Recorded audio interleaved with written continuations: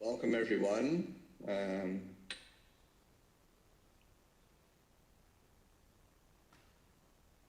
So,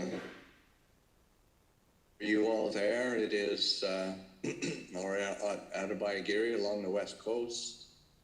It's 1 o'clock. It's 4 in the morning.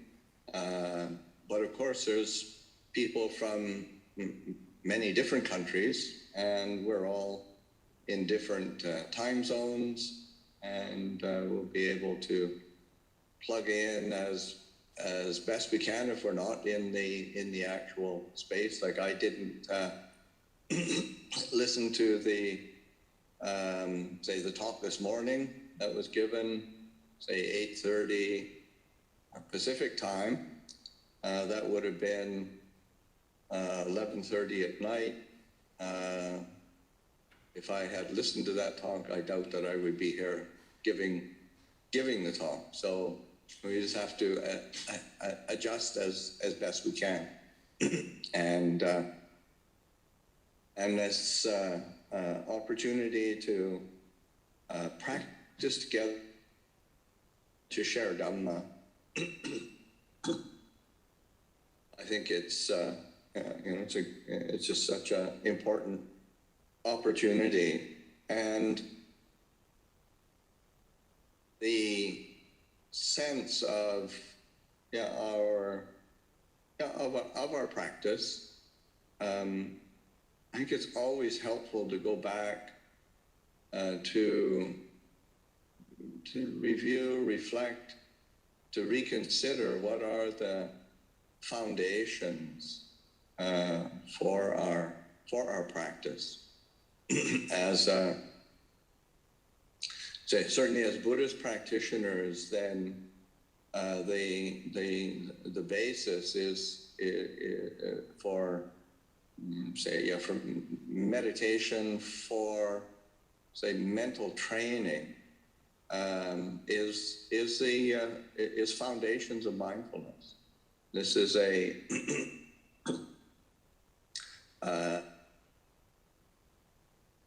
quite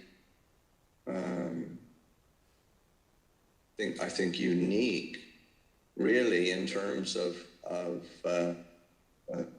religious teachings, religious traditions, that the Buddha placed, say front and center, the basis of growth and development on the cultivation of mindfulness. Of course, there's many supportive factors for mindfulness, but the Buddha was quite emphatic in emphasizing the role of mindfulness, and of course, when I say mindfulness, we have to. I mean, that's kind of in modern parlance. Mindfulness is sort of used kind of broadly and with a kind of quite a secular tone to it. And for the Buddha himself, this aspect of mindfulness has a quite a specific meaning. When the Buddha gave his instruction on mindfulness, and of course he gave many instructions on using mindfulness, but he pointed to particular purposes for the cultivation of mindfulness, and the very first is for the purification of beings, so that that sense of purification of beings, and because that especially as again a sense of mindfulness can be used in such a, it's like Ajahn Chah would say that, like, there's different kinds, and it can be misused in the sense of, he said, well, it's sort of like a thief has to be mindful, otherwise they get caught all the time, and then they spend all their time in jail and don't really get the opportunity to enjoy the fruits of their thievery. But that's not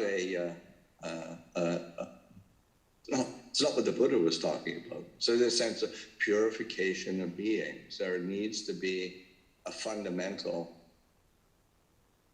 element of mindfulness being directed towards a kind of a purification, an integrity, a harmless, a benefit.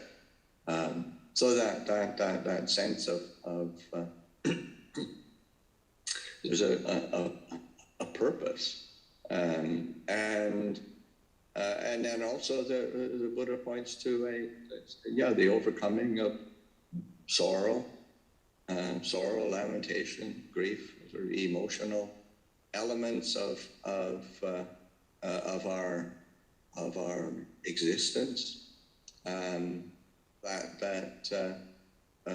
This quality of mindfulness is has that purpose of being enabling us to overcome the kind of constrictions of our emotional world. And we do live in an emotional world where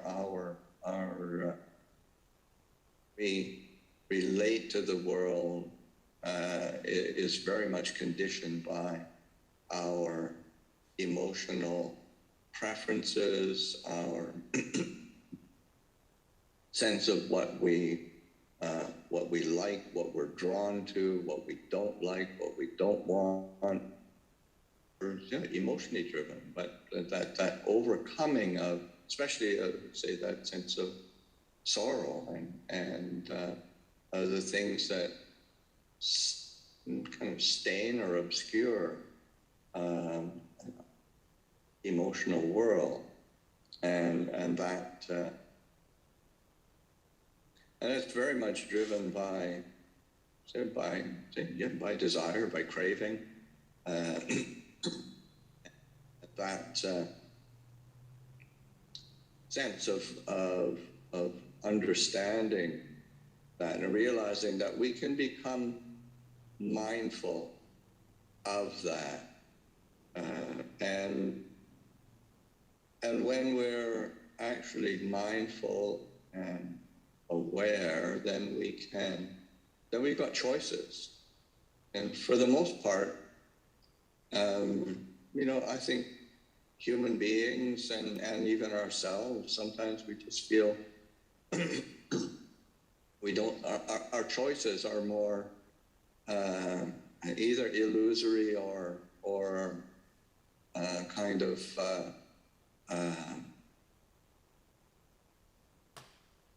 very clearly understood.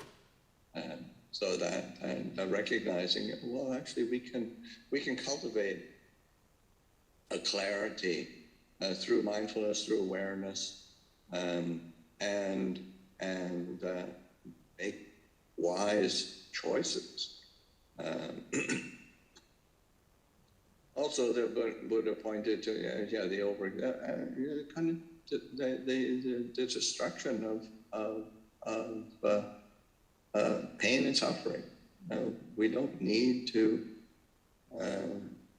That's another choice we make, actually, in that sense of we choose, and we feel, sometimes we feel that we're helpless victims of suffering, but we're actually choosing to suffer, and of course we like to blame other people and blame the world around us, blame blame conditions, blame the government, blame our family, or whatever. But the reality is we're making those choices, and that cultivation of mindfulness, clarity, awareness gives us the opportunity to make wise choices again.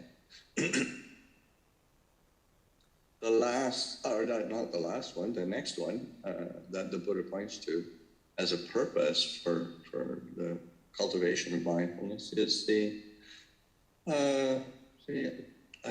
attain method, or the being able to recognize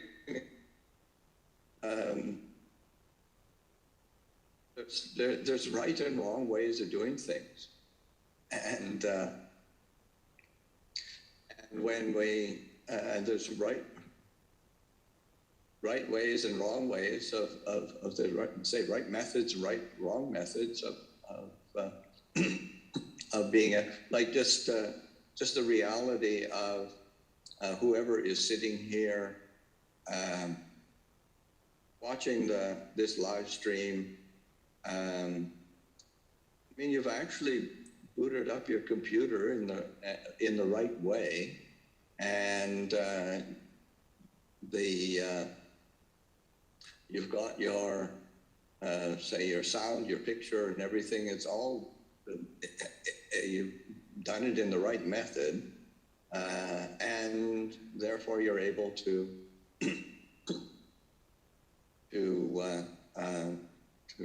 plug into this. We've had a variety of glitches here with our kind of computer and sound system, and like it took me. I had a plan when I came here to use my this nice iPad Pro. I actually got a microphone and a set of speakers to bring, so it could be autonomous and be able to plug into and it wasn't the right method. It didn't work. And I spent a few hours just wasting time, and wasn't successful.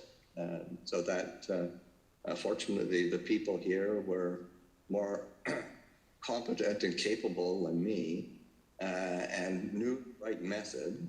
And so here I am joining you all because of the right method of setting a computer up and setting it up with and we've got a television screen here.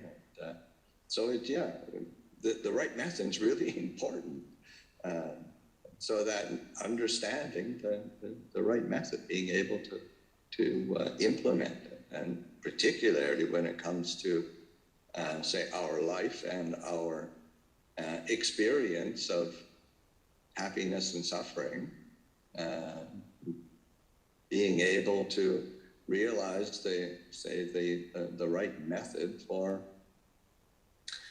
experiencing well-being and peace. So that the method is important.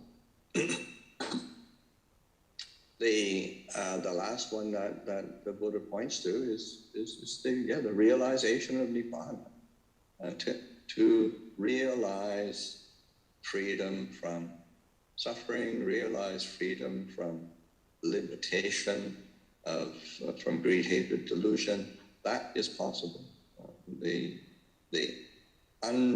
As Ajahn Jeff translates, as unbinding or untangling of the knots of delusion that we entangle ourselves with, and so that it requires mindfulness, and that it's just so important to keep coming back to that foundation of mindfulness, because there's a tendency, our minds, the conceptual mind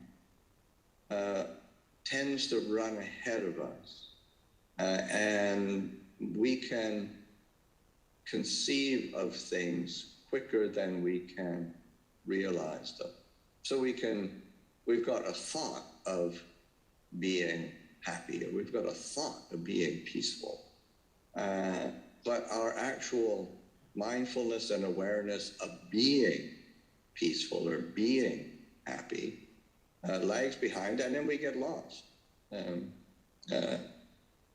We get distracted in different ways, because our mindfulness is lags behind the thought goes out, conceptions go out, ideas go out, projections, proliferations go out ahead of us, and we're not aware of what we are doing, and we end up suffering. We end up creating complications and difficulties, so that being able to return to create an anchor or a base of mindfulness for our practice and our life. It's not just that mindfulness is something that we develop so that we can meditate peacefully. Mindfulness is something that we develop so that we can live a wise life, a peaceful life, a fruitful life. So there's this cultivation of mindfulness it just has so many applications, and to be able to say recognize that and put our attention onto the cultivation. So as we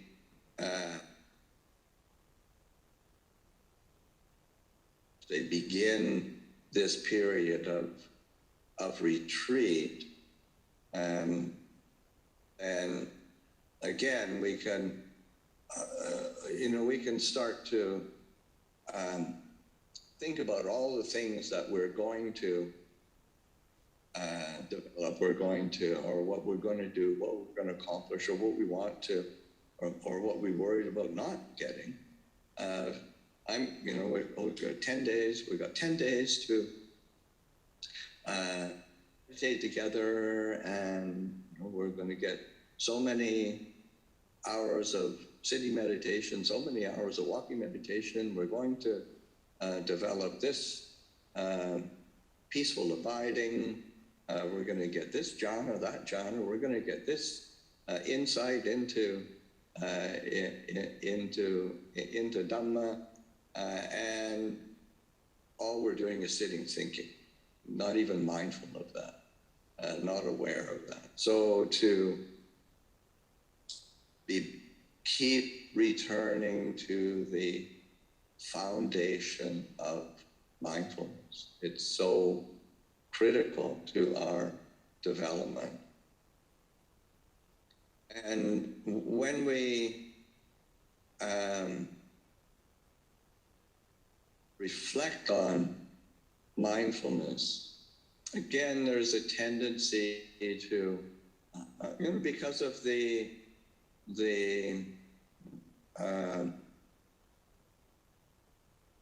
colloquial use of the word mindfulness. I mean, it has entered into the vernacular of the English language, but it tends to be used in that sense of maybe like, sometimes like it's used like bare awareness or attention. One is able to pay attention, and it tends to be kind of value neutral, and that is not really what the Buddha is pointing to as mindfulness. It's much more nuanced, and I think one of the things to get the sense of what the Buddha is pointing to in terms of function of mindfulness, the Buddha compares mindfulness to the a gatekeeper in a royal fortress, or a royal city.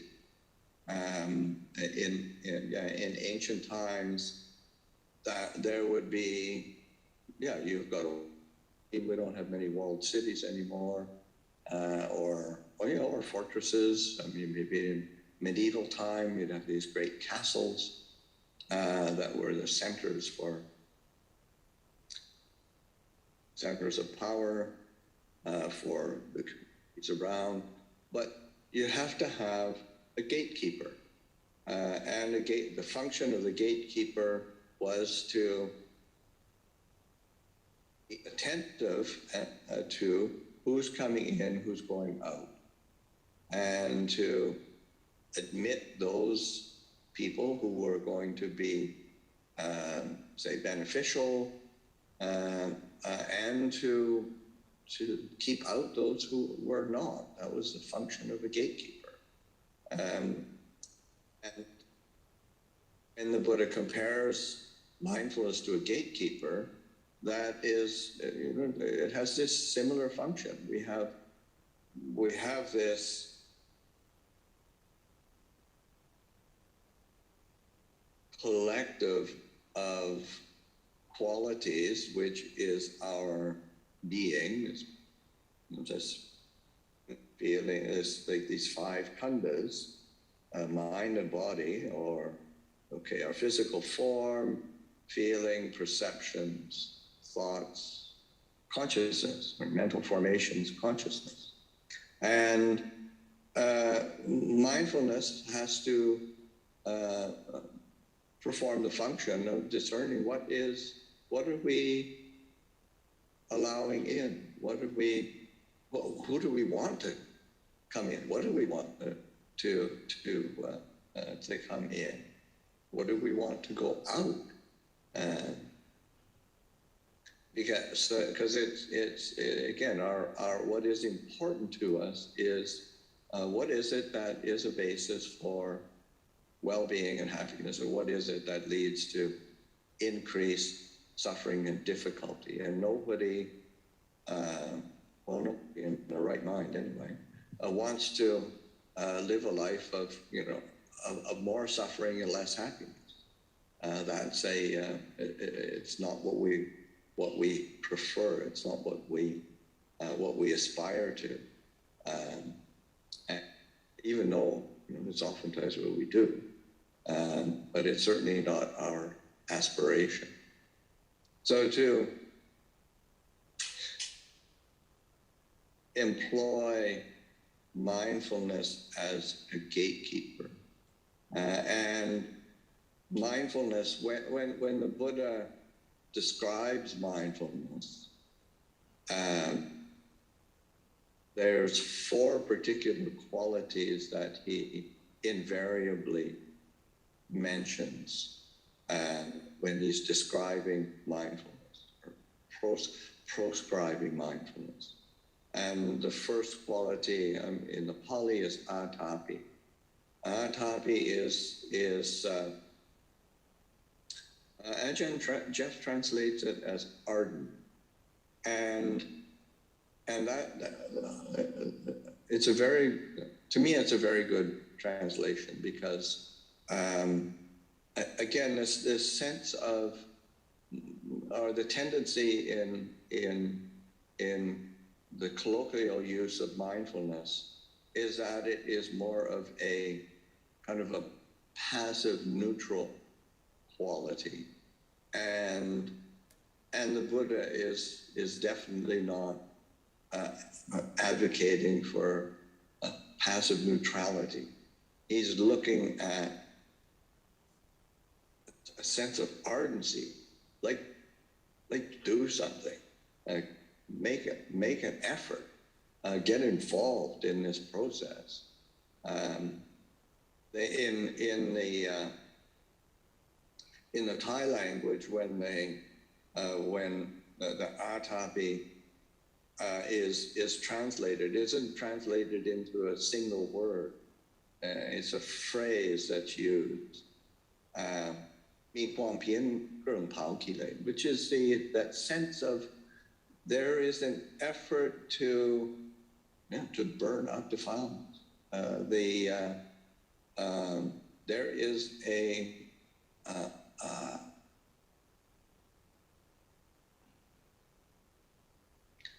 it requires energy to be mindful. It requires energy to be present. Otherwise, we tend to drift. And of course, there is a very balanced energy that is needed. And that's certainly the case when the Buddha speaks of say, like right effort, say the kind of right energy, the energy effort. It's the energy or effort that is required in, say, like especially in the Noble Eightfold Path, but then throughout the whole teachings, the kind of effort and energy that's required is there's a balance there that is much more focused on the quality of the heart, and so that it's not that one is doing anything particularly spectacular or pushing oneself in some extreme way. It's the energy that is required to balance the quality of heart that, you say, wholesome qualities increase, unwholesome qualities decrease. And it's that's the kind of effort that is required. Wholesome, skillful, beneficial qualities of our heart increase, and the unwholesome, unskillful, unbeneficial habits, tendencies, qualities of our being, those decrease. And we have to, what kind of effort is required? And sometimes it takes restraining, sometimes it takes effort, being energetic. Sometimes it requires a relinquishing, a releasing. Sometimes it requires a sense of maintaining. How do we maintain something? How do we look after? How do we care for something? And especially when you're talking about qualities of the heart, qualities of being, how do we actually look after and care for those qualities that lead to peace and clarity and well-being? So that this sense of ardent, copy, you take an interest,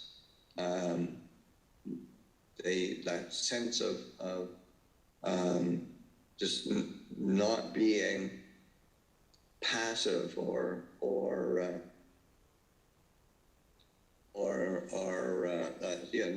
that sense of not being passive and kind of waiting for things that are something to something to happen. There's a while ago I've used it a few times as a good example, where Calvin and Hobbes. It's a great Dhamma cartoon, and Calvin is slumped in an easy chair, sitting watching the television, and Hobbes asks, what you doing, Calvin? And he said, I'm killing time while I wait for life to shower me with meaning and happiness. And that's, that's so much of what our life oftentimes devolves to, is just sort of waiting for all the good things to happen, and then getting disappointed and frustrated when it doesn't. Well, that is a life that is lacking in ardency, atapi. There needs to be a sense of ardent application of interest and effort. So that's a quality of mindfulness that the Buddha, very first thing.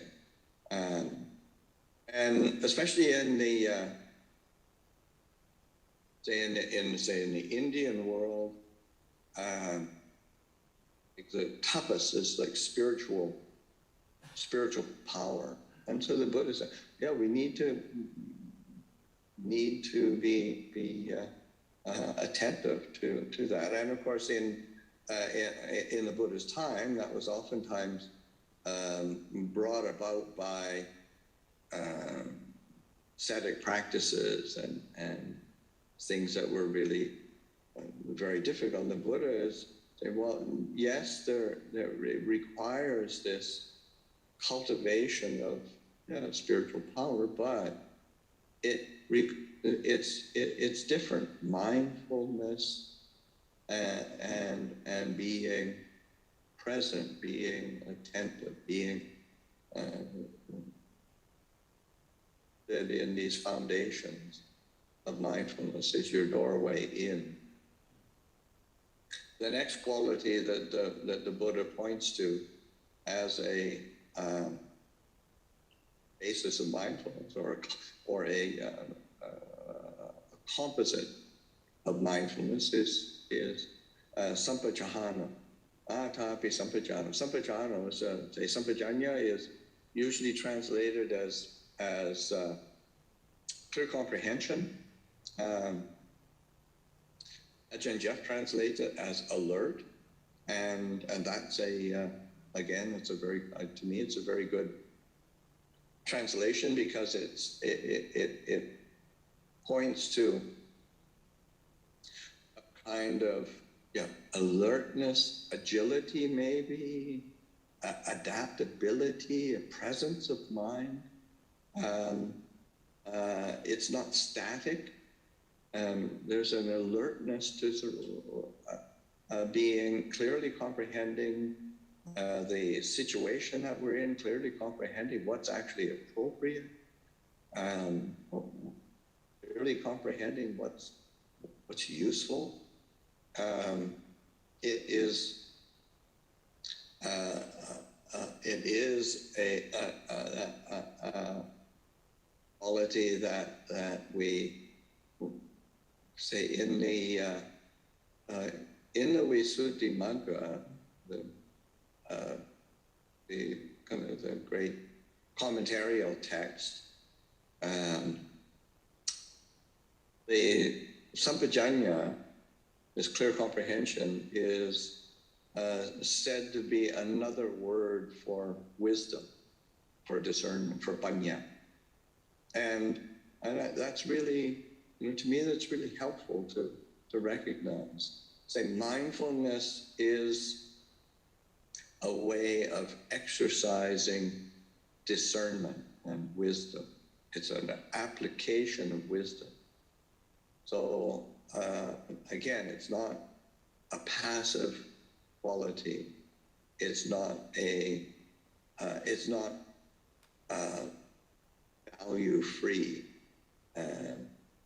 It is recognizing the value. Yeah, is this useful? Is this not useful? Is this conducive to well-being? Is this going to lead to something?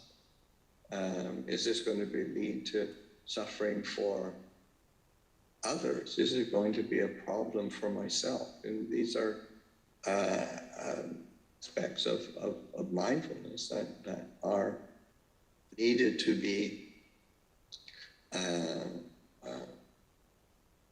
tended to. So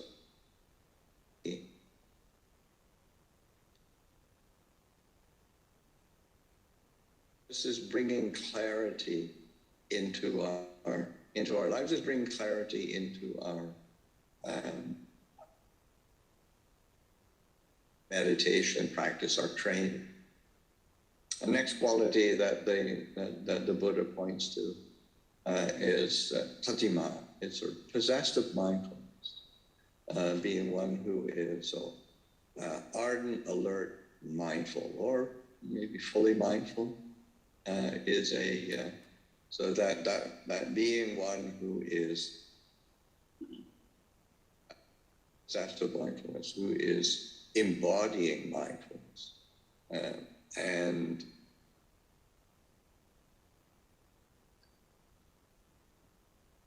I think one of the things that's important when we say possessed of mindfulness, because it's like the word satima is one who has mindfulness. So it's more like, so there is an anchor for that mindfulness. And I think that's important, because again, it's not just an idea of me being mindful, which is a really lovely idea, but if it's just left as an idea, we still suffer, as we always did, or we're still as confused as we always were. But that, being one who is grounded, rooted, one who has mindfulness, possessed, so that sense of inhabiting mind. So that is forming an anchor or a basis of our being and our experience. And the last quality that the Buddha points to is in the Pali, vinaya lokaya vichatum, sort of setting aside covetousness and grief toward the world. And vinaya is, say, like disciplining, training, being away from, so setting aside that which leads away. It's the same word. I mean, this is more of a verb form, as, say, the monks' discipline, or the, in a broader sense, say the training. Like when the Buddha describes his dispensation, he calls it this Dhamma Vinaya, this teaching and this training. And so there is the image of that word Vinaya is leading away from. So that in this sense of mindfulness, leading away from covetousness and greed, leading away from the kind of action and repulsion that we have toward the world, leading away from the kind of likes and dislikes that we have, because that's, we tend to bounce around between our liking or disliking, our wanting or not wanting, approving or disapproving. And as long as we're bouncing around with those, that reactivity, then we really are entangled in the world. And so that leading out of that lies on just mindfulness, clear comprehension, and this whole aspect of satipatthana, these foundations of mindfulness. So that sense of attending to what leads away from, leads out of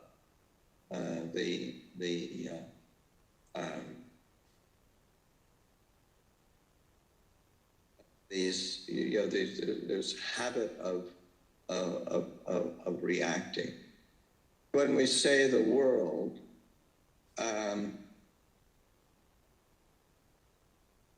in the Buddha, Buddha's use of the word world is much more a subjective world, in the sense of when the Buddha is asked, it's like a rhetorical question, the world, what is the world?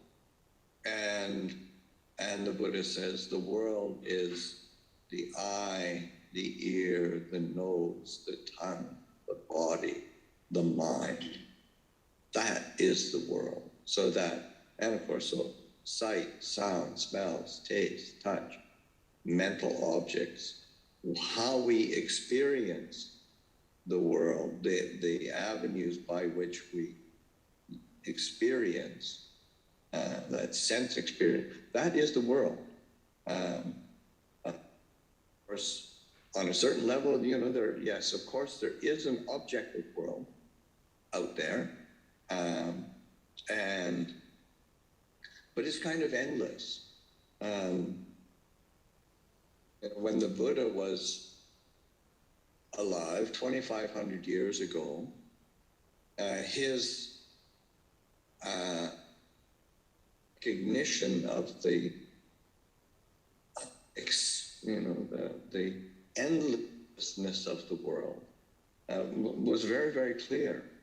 And then in 2,500 years, and with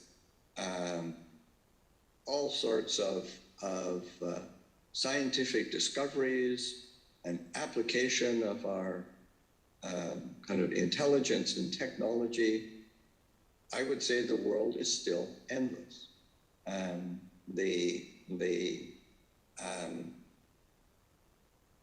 Kind of the planets and the galaxies and the external world is, there's still discoveries being made, and they'll continue to be made. Internally, on the kind of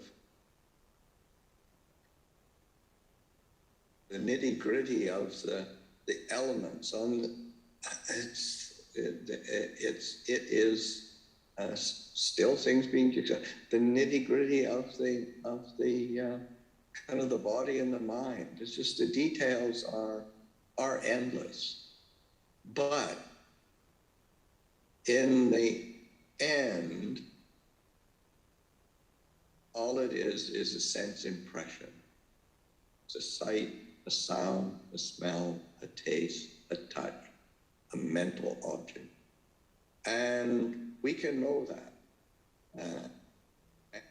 And we have to know that. We have to understand the world. But that world, as the Buddha says, in this fathom-long body, with its mental impressions and its feelings, that is the world. We can come to the end of that world, but we can't come to the end of the objective world externally to us. And it's this mindfulness that just knows our sight, sound, smell, taste, touch, mental objects, and the reactions that we have to it, the longing that we have, the fears that we have, that liking and disliking, the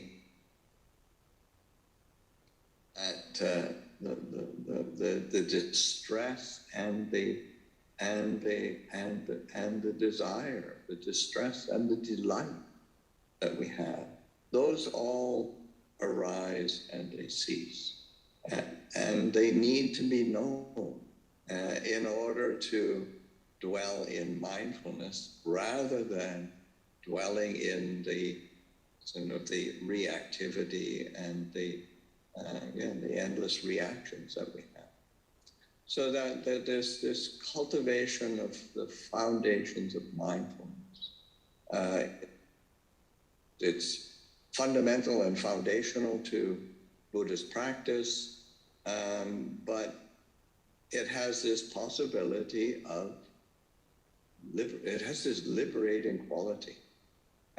So that mindfulness, when it is applied applied skillfully, applied in accordance with truth, it has this potential of freeing the heart, and to not overlook those foundations, and in fact to keep returning to and nourishing the roots of that understanding, the roots of the practice, the roots of the teaching, and